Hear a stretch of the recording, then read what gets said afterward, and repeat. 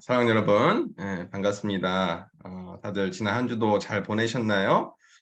어, 그 공유를요 계속 틀어주지 마시고요. 풀었다가 이렇게 제가 말씀 파트 인용할 때 그때 좀 다시 공유를 해서 보여주셨으면 좋겠습니다.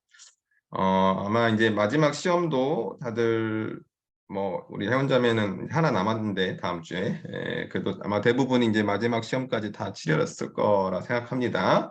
이번 학기도 잘 마무리하시기를 바라고요.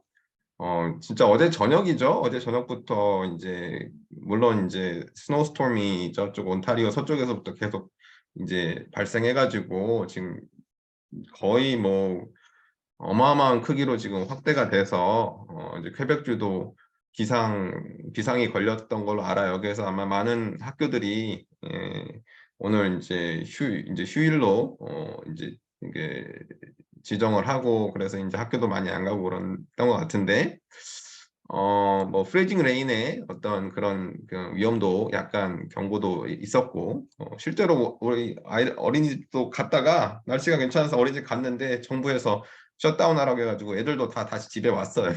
헛걸음한 거지.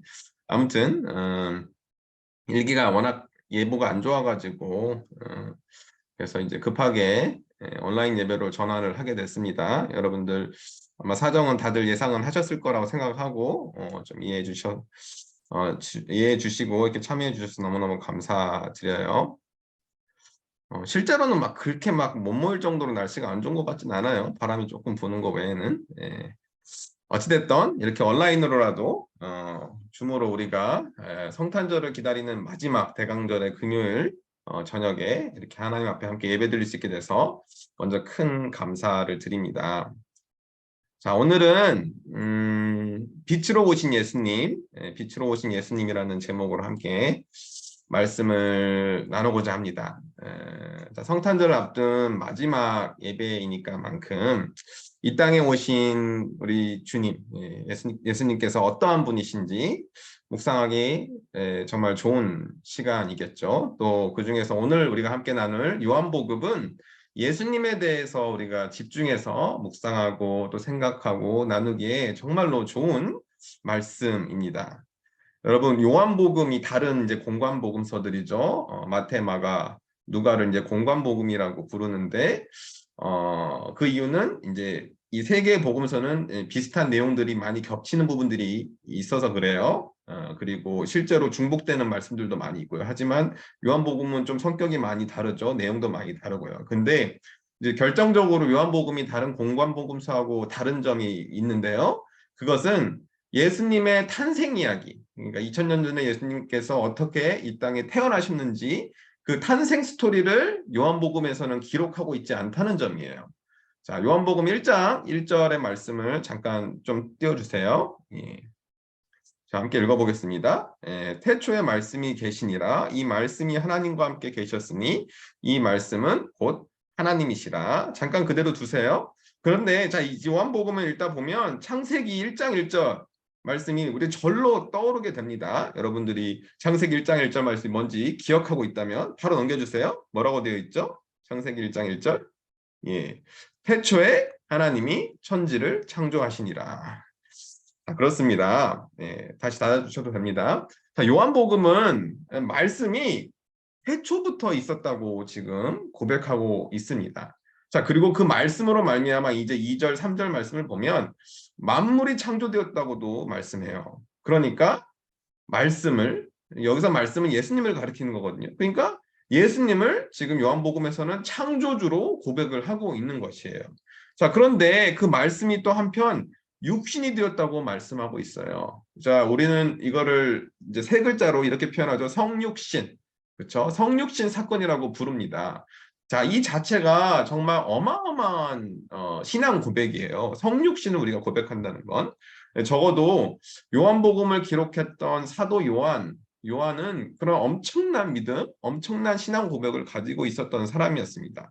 자, 사도 요한은 예수님을 2000년 전에 잠깐 세상에 오셨다가 33년 남짓 아주 짧은 삶을 사시고 세상을 떠나가신 분이 아니라 태초부터 계셨고 그 당시에도 함께 하셨으며 또 영원토록 함께 하시는 분이라는 것을 지금 강조하면서 요한복음을 시작하고 있기 때문입니다. 그러니까 2000년 전에 있었던 예수님의 탄생 스토리 사도 요한도 알고 있었겠죠. 하지만 요한에게 있어서는 그 사건이 그렇게 중요한 사건이 아니었던 것입니다. 자, 말씀이 육신이 됐다. 사람이 된 것도 굉장히 놀라운 사건이지만 본질적으로 예수님은 말씀 그 자체이신 분이기 때문에 영원토록 우리와 함께 하신다는 분을 사도 요한은 강조하고 싶었던 것입니다. 그러니까 2000년이 지난 지금 이 순간에도 주님은 무엇으로 우리와 함께 하시겠어요? 말씀으로 우리와 함께 하고 계시는 것입니다. 자, 그리고 또 한편 사도 요한은 요한복음을 통해서 예수님에 대해서 굉장히 강조하면서 표현하는 부분인데요. 바로 예수님을 빛으로 오신 분, 빛으로 오신 분이라고 고백을 합니다. 자, 오늘은 말씀으로 오신 예수님도 굉장히 중요하지만 빛으로 오신 예수님에 대해서 조금 더 집중해서 말씀을 나누고자 합니다. 성탄절 하면은 성탄 트리에 이제 꽂는 다윗별, 그렇죠? 다윗별이 이제 상징적으로 우리가 생각이 나잖아요. 그러니까 빛으로 오신 예수님에 대해서 생각하기 참 좋은 이제 절기니까요. 자, 빛이 어떤 속성을 가졌는지, 그래서 우리가 이제 빛으로 오신 예수님을 어떻게 하면 더 잘 이해하고 또 배우고 또 바라보면서 그분을 우리 안에 모시며 그분과 함께 동행하면서 살지 우리가 함께 말씀을 나누어 보겠습니다. 여러분, 주님은 우리를 말씀으로 찾아오셨고 또 빛으로 우리를 찾아오셨습니다. 그래서 2000년이 지난 지금도 여전히 우리는 주님을 만날 수 있어요. 그리고 우리 마음속에 그분을 모실 수도 있고 또 주님과 함께 동행하면서 살 수도 있는 것입니다. 자, 그렇다면 그 빛이 가진 속성들을 이제 하나하나 함께 살펴보도록 하겠습니다. 첫째로 빛은 오늘 첫 번째 찬양에서도 우리가 고백을 했듯이 생명의 기원, 빛은 생명의 기원이 됩니다. 요한복음 1장 4절의 말씀 잠깐 띄워주세요. 함께 읽어보겠습니다. 시작. 그 안에 생명이 있었으니 이 생명은 사람들의 빛이라. 그렇죠? 내려주셔도 됩니다. 여러분, 빛은 생명을 낳고 또 유지시키고 또 자라나게 하는데 가장 필요한 원소 중 하나입니다. 여러분, 굳이 제가 이거를 과학적으로 설명하지 않아도 다 상식적으로 알고 계시죠? 땅에 떨어진 씨앗이 어쩌다가 싹을 틔웠다고 합시다. 하지만 그 싹이 햇빛을 받지 못하는 음지에서 나왔다면 그 싹은 금방 시들고 죽고 말 것입니다. 그렇죠? 사람도 마찬가지인 것 같아요. 빛이 전혀 들지 않는 음지에서는 사람도 오래 살아남을 수 없을 것입니다. 아마 햇빛이 없어서 보다는 아마 미쳐버릴 거예요. 빛이 전혀 들지 않는 아주 어두컴컴한 곳에서 계속 오랫동안 있는다? 상상만 해도 끔찍하죠? 자, 빛 안에 이미 사람이 필요로 하는 많은 성분들이 포함되어 있다는 증거입니다. 그래서 우리가 집을 지어도 양지 바른 곳에 집을 짓거나 혹은 그런 곳에 위치한 집을 사기를 원하잖아요. 물론 그만큼 비싸지지만 또 창문을 내도 빛이 잘 드는 바람도 잘 통해야 되지만 빛이 잘 드는 남방향으로 창문을 내는 이유가 바로 여기에 있는 것입니다. 자, 이 땅에 살아가는 대부분의 생물들은 빛을 통해서 그 생명이 싹이 트고 또 몸의 건강, 또 정신의 건강, 마음의 건강도 유지가 되기 때문입니다. 그래서 말씀도 우리를 빛의 자녀들이라고 하지 어둠의 자녀들이라고 말씀하고 있지 않는 것입니다. 빛은 우리에게 생명을 주는 것입니다. 자, 그러니 빛은 분명히 좋은 것이지요. 자, 그런데 세상 모든 사람들이 그 빛으로 오신 참 좋으신 주님을 알아보고 맞이했던 것이 아니에요. 자, 오늘 말씀이죠. 다시 한번 읽어보겠습니다. 1장 9절에서 10절 말씀. 잠깐 띄워주세요. 함께 읽어보겠습니다. 시작. 참빛 곧 세상에 와서 각 사람에게 비추는 빛이 있었나니 그가 세상에 계셨으며 세상은 그로 말미암아 지은 바 되었으되 세상이 그를 알지 못하였고. 여러분 좀 이상하죠? 만약 주님의 빛이 정말 그렇게 좋은 빛이었다면, 참 좋은 빛이면 누구나 다 그 빛을 맞아들이고 그 빛을 받아들이고 하지 않았을까요? 그런데 왜 사람들이, 그러니까 그 주님의 빛을 못 알아보는 사람들이 있었을까요? 왜냐하면 주님의 빛은 우리 눈에 흔히 보이는 그런 빛이 아니기 때문입니다. 예. 세상에서 우리가 흔히 볼 수 있는, 다시 말해서 특히 지금 성탄절 기간이잖아요. 온통 휘황찬란한 빛, 다양한 색깔의 빛들로 우리 주변이 가득 차 있는데 주님의 빛은 그런 화려한 빛이 아니기 때문입니다. 예. 예, 어서 오세요. 누리자매. 일 끝났나 보네. 자, 여러분, 주님은 우리 마음속의 빛으로 찾아오시는 분이기 때문입니다. 그러니 우리 육신의 눈에 보이는 그러한 빛, 지금도 제가 빛이 있으니까 여러분들 이렇게 보면서 말씀을 전하고 있지만, 우리 육신의 눈에 보이는 그런 빛이 아니라 우리 마음의 눈으로 봐야 하는, 그래야 보이는 빛이라는 것입니다. 그러니 우리가 우리 마음을 주님께 열지 않으면 우리는 그 빛을 알아볼 수도 없고 또 느낄 수도 없고 볼 수도 없게 되는 것입니다. 자, 우리가 기도를 할 때 우리가 눈을 뜨고 주님의 빛을 바라볼 수 있으면 왜 눈을 감고 기도를 하겠어요? 그렇죠? 우리 기도할 때 눈 감고 물론 눈 뜨고도 할 수는 있습니다. 하지만 보통 기도하자 하면 우리가 다 눈을 감고 기도를 하잖아요. 왜 그렇게 할까요? 우리 마음의 눈, 마음의 시선을 주님께 더 고정하기 위함입니다. 이걸 우리가 예배의 다른 요소에도 너무나도 쉽게 적용해 볼 수 있어요. 우리가 하나님을 찬양할 때도, 그렇죠? 그리고 말씀을 들을 때도 눈을 감고 마음으로 하나님을 찬양하고 눈을 감고 귀를 쫑긋 세워서 집중해서 듣는 것이 더 좋은, 제 생각에는 더 좋다고 여겨요. 더 좋은 이유가 여기 있어요. 그래서 저는 항상 새벽 예배 때는 절대 졸려서가 아닙니다. 졸려서가 아니고요. 항상 새벽 예배 때는 눈을 감고 가사를 알면은 찬양도 눈을 감고 찬양을 드리고 또 말씀을 들 때도 눈을 감고 집중해서 듣도록 노력을 합니다. 여러분도 한번 가능하다면 그렇게 한번 해보시기를 바랍니다. 지금 이 순간에도 마찬가지예요. 화면 속에 비치는 저의 별로 이렇게 보기 좋은 헤어스타일도 아닌데, 그런 저의 얼굴을 뭐 이렇게 보면서 말씀을 듣는 것보다 차라리 뭐제 얼굴 보지 말고 뭐 유부남 뭐 봐봤자 뭐 듣을 게 뭐 있겠어요.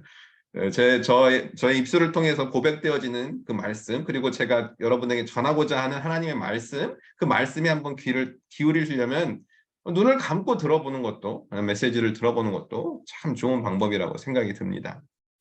자, 우리 눈에 보이는 이 세상의 빛과 또 주님의 빛이 다르다는 증거를 우리는 또 다른 말씀 가운데서 그 증거를 찾아볼 수 있어요.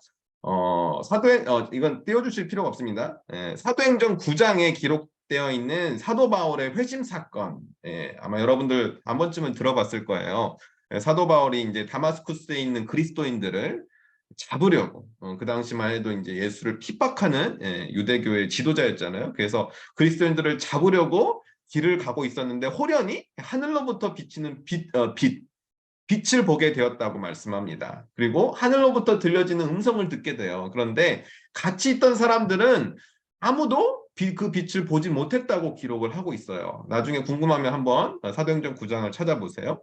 그리고 3일 동안 사도 바울의 눈이 멀어버리게 되는데 다마스쿠스에 있던 다른 예수님의 제자 아나니아라는 제자가 사도 바울을 찾아와서 안수하면서 그에게 기도를 해줍니다. 그때 사도 바울의 눈이 다시 떠지게 돼요. 근데 눈이 떠질 때 그의 눈에서 비늘 같은 것이 벗겨졌다라고 기록을 하고 있어요.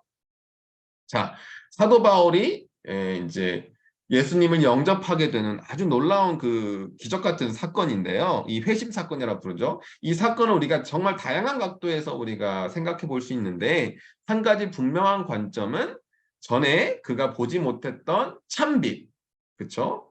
예수님의 빛이죠. 주님의 빛을 그가 회심한 이후에 이제 제대로 보게 되었다는 점입니다. 눈에서 비늘 같은 것이 떨어졌다는 의미는 그동안 그의 닫혀있던 마음의 눈, 영적인 눈이 열리는 열리는 사건을 그가 경험했다고 볼 수 있는 것입니다.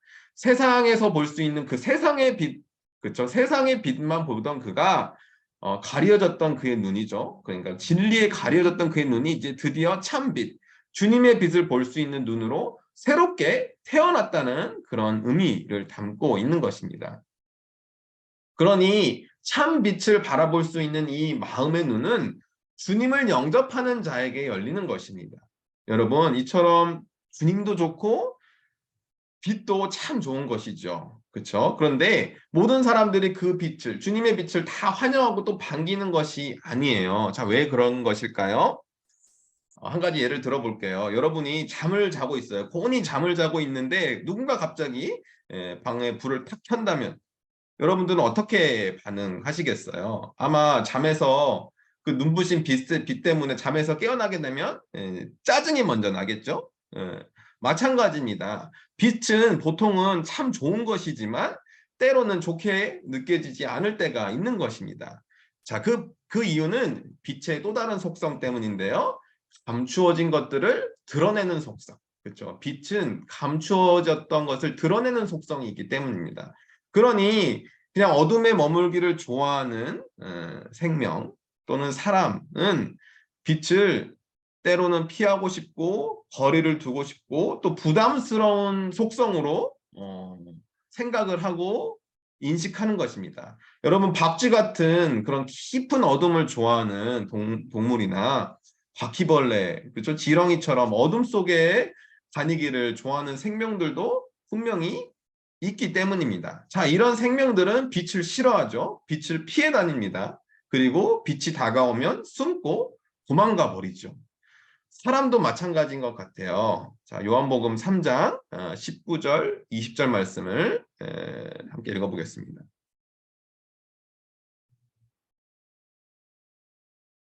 자, 빛이 세상에 왔으되 사람들이 자기 행위가 악함으로 빛보다 어둠을 더 사랑한 것이니라. 악을 행하는 자마다 빛을 미워하여 빛으로 오지 아니하나니 이는 그 행위가 드러날까 함이요. 여러분, 왜 사람들이 빛으로 오신 주님을 환영하지 않고 반기지 않는다고요? 자, 빛이 찾아오게 되면 그 마음속에 어두움이 드러나게 되기 때문입니다. 꼭꼭 숨겨왔던 은밀한 비밀들, 아무도 모르고 나만 알고 있던 내 안에 그 부끄러운 모습들이 다 드러날 것을 알기 때문입니다. 사람은 그렇게 누구나 다 숨기고 싶은 내면의 모습이 있기 때문에 빛을 싫어하고 피하고 싶고 빛 가운데 나아가기를 주저하는 것입니다. 나의 부끄러움이 드러나면 큰일 날 것 같은 그런 두려움이 우리 안에 있기 때문이죠. 그러니 빛으로 오신 주님이 때로 두렵고 부담스럽게 느껴질 때도 있는 것입니다. 주님은 우리 마음을 환히 비추시는 빛으로 찾아오실 것이니 그 빛이 반가운 것뿐만 아니라 때로는 피하고 싶어지는 것이죠. 나의 부끄러운 모습, 죄악된 모습들이 드러날까 봐 두려운 것입니다. 사랑하는 여러분, 죄로 더럽혀진 사람의 마음이 이와 같아요. 여러분, 첫사람 아담과 하와 이야기 잘 아시죠? 그들이 죄가 없을 때에는, 죄가 무엇인지 모를 때에는 다 벌거벗고 다녔어요. 그럼에도 불구하고 전혀 부끄러움을 못 느꼈습니다. 에덴 동산을 즐겁게 뛰놀면서 그렇게 지냈어요. 하지만 정말 뱀의 유혹에 선악과를 먹게 되고 그들이 선악간에 분별을 하게 되니까 세상을 향해 눈이 뜨이게 되었어요. 그리고 그때부터 그들은 부끄러움이 뭔지 알게 되었습니다. 두려움을 느끼기 시작했어요. 하나님께서 그들을 정죄할 것이라고 생각합니다. 그래서 그들은 정말 하나님은 변한 게 없어요. 하나님은 평소처럼 아담아, 하와야 그들을 찾으셨는데도 평소처럼 전혀 변함없이 찾으셨는데도 그들이 자기 그 부끄러움에 그쵸 자기 두려움으로 인해서 하나님의 얼굴을 피해서 숨어버립니다. 여러분, 죄는 우리로 하여금 이처럼 형벌의 두려움을 느끼게 하는 데 있습니다. 하나님께서 내 죄를 아시면 나의 이런 부끄러운 면을 아시면 벌하실 거야. 나를 용서하실 리가 없어 라고 생각하고 느끼게끔 만드는 것입니다. 하지만 그건 우리가 주님을 너무 모르기 때문에 그렇게 생각하고 느끼는 것이에요. 주님은 분명 우리 죄를 싫어하시지만 그 죄의 무게보다 우리를 더 크게, 더 넓은 마음으로 사랑하십니다. 여러분, 이 부분을 여러분 꼭 잊지 말고 기억하셔야 됩니다. 자, 오늘 새벽 예배에도 나눈 말씀이에요. 요한일서를 나누고 있는데 요한일서 3장 20절의 말씀입니다. 잠깐 띄워주세요. 네, 함께 읽었습니다. 이는 우리 마음이 혹 우리를 책망할 일이 있어도 하나님은 우리 마음보다 크시고 모든 것을 아시기 때문이라. 자, 하나님이 우리를 사랑하신다는 것을 강조하기 위해서 지금 요한일서에서 이런 말씀을 기록해 두었습니다. 우리가 우리 스스로의 죄의 문제, 부끄러움, 그리고 은밀하게 아무도 모르게 꼭꼭 숨겨왔던 그 어떠한 비밀들이 있다 할지라도 하나님은 그런 우리 모든 죄를 덮으실 만큼 넓은 마음으로 우리를 사랑하신다는 말입니다. 여러분, 그것이 우리를 향한 하나님의 마음, 사랑의 크기인 것이에요. 하나님이 우리를 벌하실 것이라는 생각은 순전히 정말로 지극히 작고 작은 우리의 얄팍한 생각에서, 그리고 죄로 물든 생각에서 나온 말이지 절대 하나님의 생각, 하나님의 마음이 아니라는 말입니다. 그러니 주님이 우리 가운데 빛으로 찾아오신 이유는 우리 죄를 밝혀내서, 그래서 우리를 너 잘못했어 하고 심판하고 정죄하기 위함이 절대 아니라는 것입니다. 오히려 우리 스스로는 절대 깨닫지 못했던 그 하나님의 큰 놀라우신 사랑, 그 사랑을 우리에게 온전히 알려주시기 위해서 주님이 신이 이 땅에 육신의 몸으로 우리 가운데 찾아오신 것입니다. 빛으로 우리 가운데 찾아오신 것이에요. 그러니 정말 주님을 마음 가운데 영접한 사람들은 더 이상 그 죄의 굴레, 그렇죠? 이 사탄의 속임수에 넘어가지 않습니다. 괴로워하거나 두려움 가운데 살아가지 않습니다. 여러분, 주님을 영접해도 우리는 여전히 연약한 육신의 몸을 입고 있기 때문에 즉각 우리의 잘못된 습관이 고쳐지지 않을 수도 있고 즉각 우리 삶이 달라지지 않을 수도 있습니다. 여전히 죄의 찌꺼기가 남아 있을 수도 있어요. 하지만 여러분, 정말로 여러분이 주님을 마음속에 영접하면 근본적으로 달라지는 부분이 있는데요. 죄로 말미암아 내가 정죄받을 것이다 라는 그 두려움에서는 완전히 벗어나게 되는 것입니다. 무엇보다도 내 안에 찾아오신 그 주님과 우리가 동행하면서 살면 지난날에 그 죄로 물들었던 나의 삶이 더 이상 즐겁지가 않게 돼요. 오히려 죄의 종로를 타던 그 시절이 고통스럽게 느껴지고 반복되는 그 죄를 더 이상 범하고 싶어지지가 않아집니다. 그리고 한편 이제 주님을 위해서 살고자 하는 그 마음이 우리 안에 일어나게 돼요. 왜냐하면 그 빛으로 오신 주님이 이미 우리 안에 거하시기 때문입니다. 그렇게 우리 삶을 이끌어 가시는 거죠. 그뿐만이 아닙니다. 참 빛이 우리 안에 찾아오면 앞서 말씀을 드렸듯이 우리는 정말로 생명력 넘치는 삶을 살아갈 수 있게 됩니다. 우리 몸에 긍정의 에너지가 막 차고 넘치게 돼요. 삶의 활력이 넘치고 기쁨과 감사가 터져나오게 됩니다. 왜냐하면 이 모든 것들이 다 주님의 속성이기 때문이에요. 빛의 속성이기 때문입니다. 그래서 그 빛의 주님이 우리 안에 거하시면 우리가 그 빛을 정말 소중하게 간직하고 살면 우리 또한 이처럼 세상 가운데 빛을 발하는 작은 빛들로 살아갈 수 있게 되는 것입니다. 여러분, 무슨 코미디언들이 억지로 머리를 쥐어짜서 만들어낸 그런 겉으로 보이는 그러한 기쁨이 아니라 정말 우리 안에 내주하시는 주님, 참 빛의 존재로 말미암아 우리가 정말 기쁘고 생명력이 넘치는 삶을 살아갈 수 있게 되는 것입니다. 구원의 기쁨, 영생의 기쁨을 우리가 누리면서 말입니다. 여러분, 세상 그 어떤 것도 이러한 만족감은 우리에게 줄 수 없습니다. 자, 이제 오늘 말씀을 정리해 보겠습니다. 성탄절을 맞이하면서 우리가 주님에 대해서 먼저 기억해야 할 것은 주님이 말씀으로 우리 가운데 찾아오셨다는 것입니다. 참 빛으로 우리 가운데 찾아오셨다는 것입니다. 태초부터 영원까지 말씀으로 계시는 분이니 주님은 2000년 전뿐만 아니라 오늘날에도 말씀으로 우리와 함께 동행하고 계십니다. 자, 그런 분이 또한 우리 가운데 빛으로 찾아오셨어요. 세상에서 우리가 흔히 볼 수 있는 그런 빛이 아니라 우리 마음의 눈으로 바라보고 느낄 수 있는 참 빛으로 찾아오셨습니다. 그러니 우리는 그 빛을 우리 마음으로 바라보고 영접하고 받아들여야 합니다. 자, 주님은 그렇게 우리 안에 찾아오셨습니다. 자, 주님의 빛이 우리 안에 찾아오시면 우리는 그만큼 하나님의 사랑을 깊이 체험하고 알게 됩니다. 하나님의 사랑을 알면 우리에게 더 이상 정죄함이 없다는 것을 정말 깨닫게 됩니다. 그리고 죄의 굴레에서 벗어나 지난 날들, 정말 후회스러운 지난 날들에 대해서 두려움에 떨거나 혹은 다시 그 일들을 반복하면서 살고 싶은 생각이 들지 않게 됩니다. 왜냐하면 별로 즐겁지가 않게 되기 때문이죠. 오히려 과거는 별로 돌아가고 싶지 않은 말 그대로 그냥 한때 있었던 어두웠던 기억으로 남게 됩니다. 그리고 이제는 주님이 주시는 그 참 생명 안에 거하면서 정말 활기차고 기쁨과 감사가 넘치는 삶을 살아갈 수 있게 됩니다. 자, 이 시간 말씀을 듣는 우리 모두가 참 빛으로 우리 가운데 찾아오신 그 주님을 마음속 깊이 영접할 수 있게 되기를 바랍니다. 그래서 우리 안에 거하시는 그 주님을 항상 의식하면서 더 이상 예전에 그 부끄러운 모습으로 살아가지 않고 정말 주님 안에 거듭난 생명력 넘치는 구원과 기쁨과 감사가 넘치는 당당한 빛의 자녀들로 이 세상을 살아갈 수 있게 되기를 소망합니다. 자, 이 시간 주신 말씀 우리가 꼭 기억하면서 예수 우리들의 밝은 빛이란 찬양 부르시고 또 함께 기도하겠습니다.